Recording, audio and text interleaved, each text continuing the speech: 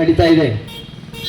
ಆ ಹೋರಾಟ ಬೆಂಬಲಿತವಾಗಿ ಮತ್ತು ರಾಮದುರ್ಗದಲ್ಲಿ ಧರಣಿ ಸತ್ಯಾಗ್ರಹ ಇವತ್ತು 7ನೇ ದಿವಸಕ್ಕೆ ಕಾಲಿಟ್ಟಿದೆ.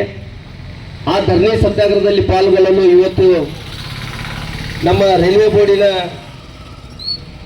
ಸದಸ್ಯರಾದಂತಹ ಸಿದ್ದನಗೌಡ ಪಾಟೀಲರು ಹಾಗೂ ಈ ತಾಲೂಕಾ ಬಿಜೆಪಿಯ ಅಧ್ಯಕ್ಷರು ಕೆ.ವಿ. ಪಾಟೀಲರು ಹಾಗೂ ಅವರ ಪಕ್ಷದ ಎಲ್ಲ ಮುಖಂಡರು ಮತ್ತು ಕಾರ್ಯಕರ್ತರು ಅವರು ಇಲ್ಲಿ ಈ ಸತ್ಯಾಗ್ರಹ ಬೆಂಬಲಿಸಿ ಹಾಗೂ ಈ ಸತ್ಯಾಗ್ರಹವನ್ನು ಇವತ್ತಿಗೆ ನೀವು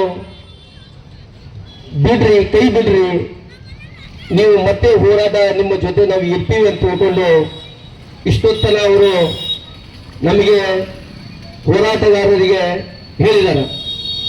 ನಿಜವಾಗೂ ಅಷ್ಟೇ ಸತ್ಯ ಐತಿ. ಅವರು ಒಳ್ಳೆಯ ಮಾತುಗಳನ್ನು ಹೇಳಿದರು, DPRಗಳ ಬಗ್ಗೆ ಹೇಳಿದರು. ಅವರು ಯಾವ ವಿಷಯನ ಬಿಟ್ಟಿದ್ದಾರೆ ಅದನ್ನು ನಾನು ಹೇಳಿ,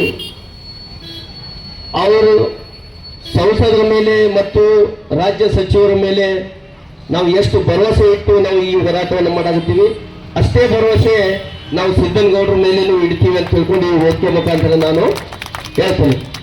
ಸರ್, ನಮ್ಮದು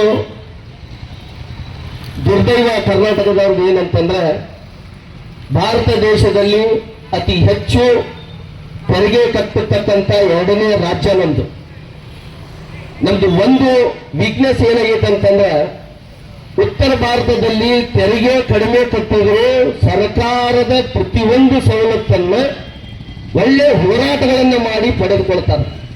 ನಮ್ಮಲ್ಲಿ ಹೋರಾಟದ ಕೊರತೆಗಳು ಇರುವುದರಿಂದ ಮತ್ತು ಈ ಯೋಜನೆಗಳು ದೊಡ್ಡ ಪ್ರಮಾಣದಲ್ಲಿ ಇರುವುದರಿಂದ, ಅಂದರೆ ಏನು 100 ಕೋಟಿ 200 ಕೋಟಿ 500 ಕೋಟಿ ಯೋಜನೆಗಳಲ್ಲ.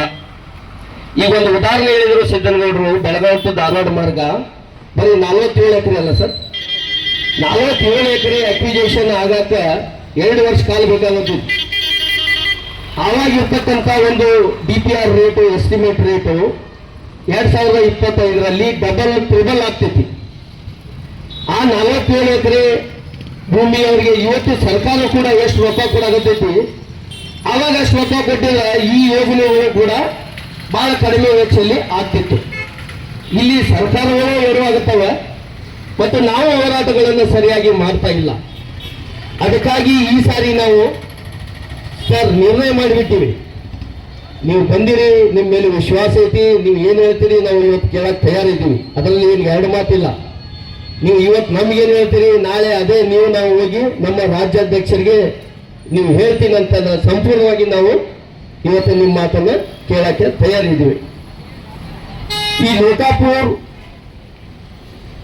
ರಾಮದುರ್ಗ, ಶಬರಿಕೊಳ್ಳ, ಸಿರ್ಸಂಗಿ, ಕಾಳಮ್ಮ ದೇವಸ್ಥಾನ, ಯಲ್ಲಮ್ಮ ದೇವಸ್ಥಾನವಾಗಿ ಸೇರ್ತಕ್ಕಂಥ ಧಾರವಾಡ ಮಾರ್ಗ ಏನೈತಿ, ಭಾರತ ದೇಶದಲ್ಲಿ ಈಗಾಗಲೇ ಕೇಳಿರ್ತಕ್ಕಂಥದ್ದು.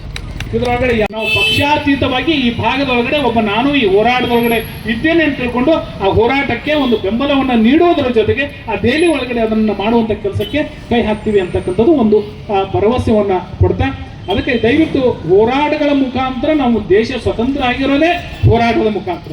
ಇವತ್ತು ಯಾವುದೇ ಒಂದು ಬೇಡಿಕೆ ಬರಬೇಕಂತಂದ್ರೂ ಕೂಡ ಅದು ರಾಜ್ಯ ಸರ್ಕಾರ ಇರಲಿ, ಕೇಂದ್ರ ಸರ್ಕಾರ ಇರಲಿ, ಸ್ಥಳೀಯ ಸರ್ಕಾರ ಇರಲಿ, ಏನೇ ಇದ್ರೂ ಸಹಿತ ನಾವು ಹೋರಾಟ ಮಾಡಿದಾಗ ಅದರ ಪರಿಸ್ಥಿತಿ ಏನಿದೆ ಅಂತಕ್ಕಂಥದ್ದು ಬಿಸಿ ಮುಟ್ಟುತ್ತೆ. ಅದಕ್ಕಾಗಿ ನಿಮ್ಮ 7 ದಿನಗಳಿಂದ ಇವತ್ತು ರಾಮದುರ್ಗದಲ್ಲಿ ನಡೆದಿರ್ತಕ್ಕಂಥ DRUCC ನಾರ್ತ್ ವೆಸ್ಟ್ ಅದರೊಳಗಡೆ DRUCC railway board users committee director ಆಗಿರೋದ್ರಿಂದ ನಾನು ಮೊದಲನೇ ಲೋಕಾಪುರ, ರಾಮದುರ್ಗ ಮತ್ತು ಸವದತ್ತಿ ಇದು ಮೊದಲಾಗಬೇಕು. ಅದರ ಜೊತೆಯಾಗಿದಾದ ನಂತರ ಏನು ನಮ್ಮ ಧಾರವಾಡ ಮತ್ತು ಬೆಳಗಾವಿ ಏನು ನೇರ ರೈಲ್ವೆ ಆಗಬೇಕಾಗಿದೋ ಅದಾದ ನಂತರ ಅದಕ್ಕೊಂದು ಜಾಯಿಂಟ್ ಲೈನ್ ಅನ್ನ ಸವದತ್ತಿಗೆ ಬೈಲಹೊಂಗಲ ಮುಖಾಂತರ ಕೊಡಬೇಕನ್ನೋದು ಇದು ಮೊದಲು. ಅದಾದ ನಂತರ ಜಾಯಿಂಟ್ ಲೈನ್ ಕೊಡಬೇಕಂತಕ್ಕಂಥದ್ದು ಈ ಈಗಾಗಲೇ ಕೇಳಿರ್ತಕ್ಕಂಥದ್ದು.